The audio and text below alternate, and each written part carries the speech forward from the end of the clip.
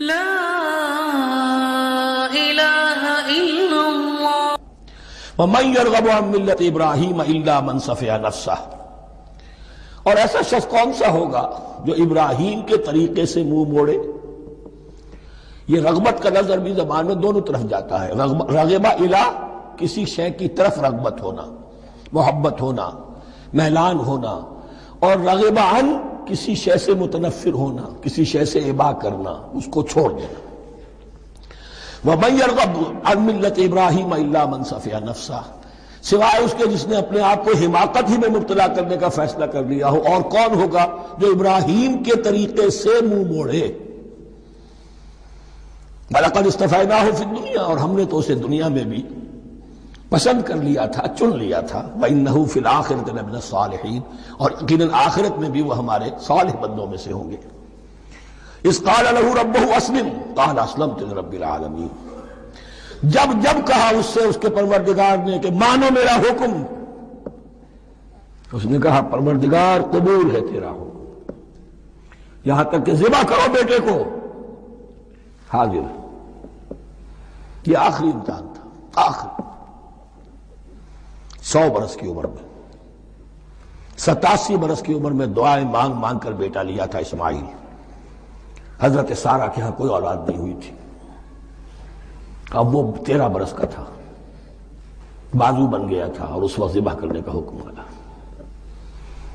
جب بھی کہا ہم نے مانو ہمارا حکم، قال اسلمت لرب العالمین، اللہ تعالی ہمیں بھی توفیق دے کہ اس کی پیروی کریں۔ وَوَصَّىٰ بِهَا إِبْرَاهِيمُ بَنِيهِ وَيَعْقُوبُ، اور اسی کی وصیت کی تھی ابراہیم نے بھی اپنے بیٹوں کو اور یعقوب نے بھی۔ یا بنی، وہ کیا تھی نصیحت؟ ہے میرے بیٹو، ان اللہ اصطفیٰ لکم الدین، دیکھو اللہ نے تمہارے لیے دین کو پسند فرما لیا ہے۔ کون سا دین؟ فلا تموتن الا وانتم مسلمون، اور دیکھنا موت نہ آنے پائے مگر فرما برداری کی حالت میں۔ یہی بات آئے گی سورہ آل عمران میں مسلمانوں سے خطاب کر کے، یا ایھا الذین آمنوا اتقوا اللہ حق تقاتہ ولا تموتن الا وانتم مسلمون، اور ان الدین عند اللہ الاسلام ومن یبتغ غیر الاسلام دینا فلن یقبل منہ۔ ام کنتم شہداء اذ حضر یعقوب الموت، کیا تم اس وقت موجود تھے جب یعقوب کی موت کا وقت آیا؟ جب آدم کی یعقوب پر موت، یہ لفظی ترجمہ ہوگا، اذ حضر یعقوب الموت اذ قال لبنیہ ما تعبدون من بعدی، حضرت یعقوب نے اپنے سارے بیٹوں کو جمع کیا، 12 کے 12، اور مصر میں پہنچ چکے تھے یہ حضرت یوسف علیہ السلام کے ذریعے سے، جو سورہ یوسف میں ساری کہانی آئے گی، وہاں انتقال ہوا۔ تو انہوں نے اپنے بیٹوں کو جمع کیا، اذ قال لبنیہ ما تعبدون من بعدی، میرے بعد تم کس کی پوجا کرو گے، کس کی پرستش کرو گے؟ یہ بات نہیں تھی کہ انہیں معلوم نہیں تھا، لیکن یہ کہ ایک میثاق، قول و قرار اور پختہ کرنے کے لیے۔ قالوا نعبد الہک و الہ آبائک ابراہیم و اسماعیل و اسحاق، انہوں نے کہا کہ ہم پوجیں گے، بندگی کریں گے، پرستش کریں گے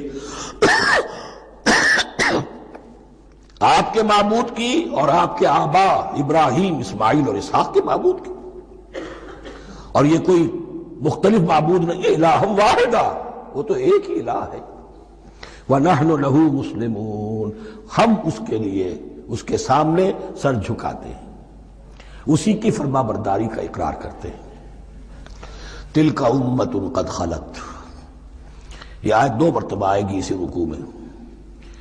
یہ ایک گروہ تھا انسانوں کا جو گزر گیا، ابراہیم، اسماعیل، اسحاق، یعقوب، ان کی اولاد، قد خلت، وہ گزر گئے۔ لہا ما کسبت ولکم ما کسبتم، ان کے لیے تھا جو انہوں نے کمایا، اور تمہارے لیے ہوگا جو تم کماؤ گے۔ یعنی یہاں پدرم سلطان بود کا کوئی مقام نہیں ہے، ہر شخص کے لیے اپنا عمل، اپنا ایمان، اپنی کمائی۔ وَلَا تُسْأَلُونَ عَمَّا كَانُوا يَعْمَلُونَ، تم سے یہ نہیں پوچھا جائے گا کہ وہ کیا کرتے تھے، تم سے پوچھا جائے گا تم کیا کر کے لائے ہو۔ تو راچے ہے پدرم سلطان بود، تو راچے ہے، تم کیا ہو بھائی؟ تو اپنی بات کرو، باپ تمہارا سلطان تھا، ہوگا۔ وقالوا كونوا هودا أو نصارى تهتدوا، لیکن اس پس منظر میں اب ان کی خباثت کو نمایاں کیا جا رہا ہے کہ یہ تو تھی وصیت ابراہیم کی اور یعقوب کی، اور اس وقت کے یہود و نصارہ کا کیا رویہ ہے؟ قالوا كونوا هودا أو نصارى تهتدوا، وہی متحدہ محاذ حضور کے خلاف۔ یا تو یہودی انہوں نے کہا کہ یا یہودی ہو جاؤ یا نصرانی تو ہدایت پر ہو جاؤ گے۔ قل بل ملت ابراہیم حنیفا، کہہ دیجئے نہیں، بل نتبع، ہم تو نتبع یہاں پر محذوف مانیے، بل نتبع ملت ابراہیم حنیفا، نہیں ہم تو پیروی کریں گے ابراہیم کے طریقے کی بالکل یکسو ہو کر۔ وما کان من المشرکین، اور وہ مشرکوں میں سے نہیں تھے۔ قولوا آمنا باللہ، اب یہاں مسلمانوں کو حکم دیا جا رہا ہے، دیکھو تم ان کے جو کچھ وہ کہتے ہیں اس کے جواب میں تم یہ کہو، قولوا کہو آمنا باللہ، ہم ایمان رکھتے ہیں اللہ پر، وما انزل الینا، اور جو کچھ نازل کیا گیا ہماری جانب، وما انزل الی ابراہیم و اسماعیل و اسحاق و یعقوب، اور جو کچھ نازل کیا گیا ابراہیم اور اسماعیل اور اسحاق اور یعقوب کی طرف، والاسباط، اور ان کی اولاد کی طرف، وما اوتی موسیٰ و عیسیٰ، اور جو کچھ دیا گیا موسیٰ کو اور عیسیٰ کو، وما اوتی النبیون من ربہم، اور جو کچھ دیا گیا تمام نبیوں کو ان کے رب کی طرف سے، لا نفرق بین احد منہم، ہم ان میں سے کسی کے مابین تفریق نہیں کرتے، ہم سب کو مانتے ہیں۔ دیکھیے ایک ہے تفضیل، کسی کو ایک کو زیادہ افضل سمجھنا دوسرے سے، یہ اور بات ہے، وہ تو سورہ آل عمران میں آئے گا تلک الرسل فضلنا بعضهم علی بعض۔ تفریق یہ کہ ایک کو مانے ایک کو نہ مانے، ان رسولوں میں سے ایک کا انکار سب کا انکار ہے۔ لا نفرق بین احد منہم ونحن له مسلمون، اور ہم نے تو اسی کی فرما برداری کا قلادہ اپنی گردن میں ڈال دیا ہے۔ فَإِنْ آمَنُوا بِمِثْلِ مَا آمَنْتُمْ، پھر اے مسلمانوں اگر یہ بھی ایمان لائیں یہود اور نصارہ بالکل اسی طرح جیسے تم ایمان لائے ہو، نو کمپرومائز، ٹھیک ٹھیک وہی دین اختیار کریں، وہی راستہ جو کہ محمد کے ذریعے سے تمہیں دیا گیا صلی اللہ علیہ وسلم۔ فَإِنْ آمَنُوا بِمِثْلِ مَا آمَنْتُمْ بِهِ فَقَدْ اهْتَدَوْا، تب وہ ہدایت پر ہوں گے۔ وَإِنْ تَوَلَّوْا، اور اگر وہ پیٹھ موڑ لے، فَإِنَّمَا هُمْ فِي شِقَاقٍ، تو اس کے معنی یہ ہے کہ وہ زدم زدہ میں اور دشمنی کے اندر وہ مبتلا ہو چکے ہیں۔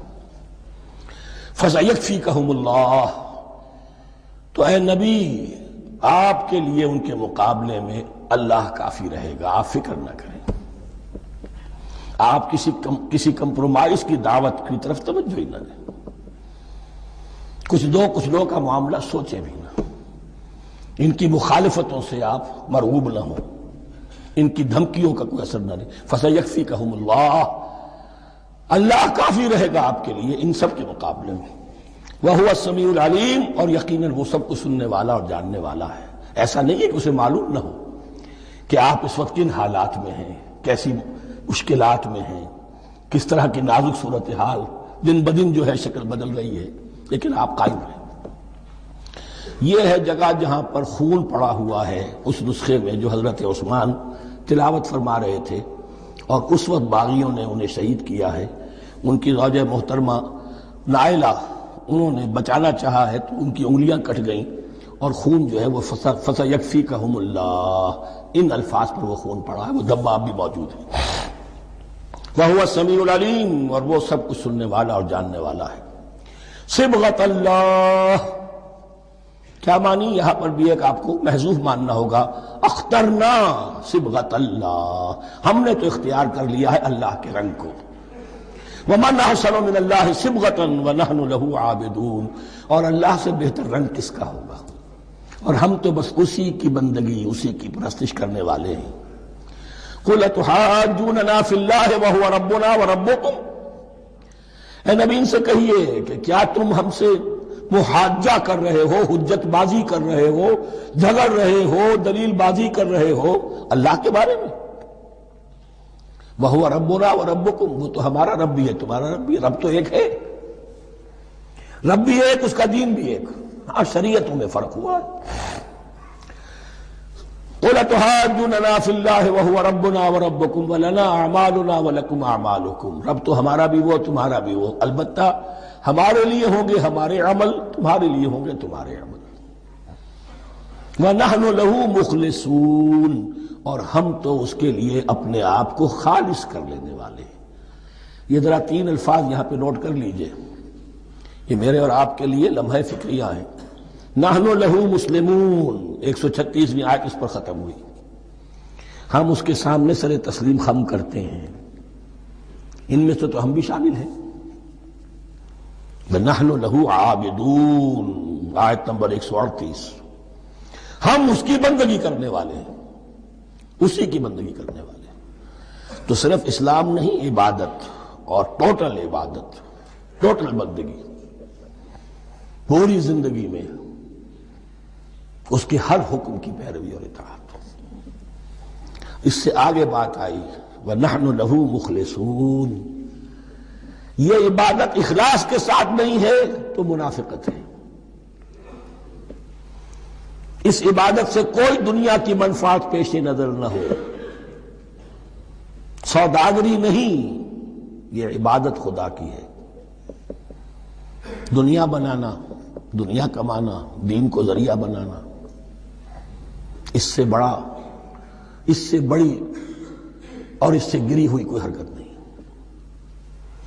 اخلاص، حضور نے فرمایا من صلی یرائی فقط اشرکا ومن صام یرائی فقط اشرکا ومن تصدق یرائی فقط اشرکا، جس نے نماز پڑھی دکھاوے کے لیے اس نے شرک کیا، جس نے روزہ رکھا دکھاوے کے لیے اس نے شرک کیا، اور جس نے صدقہ خیرات دیا دکھاوے کے لیے اس نے شرک کیا۔ وَنَحْنُ لَهُ مُخْلِصُونَ، نَحْنُ لَهُ مُسْلِمُونَ، نَحْنُ لَهُ عَابِدُونَ، نَحْنُ لَهُ مُخْلِصُونَ۔ اللهم ربنا اجعلنا منهم، اللهم ربنا اجعلنا منهم۔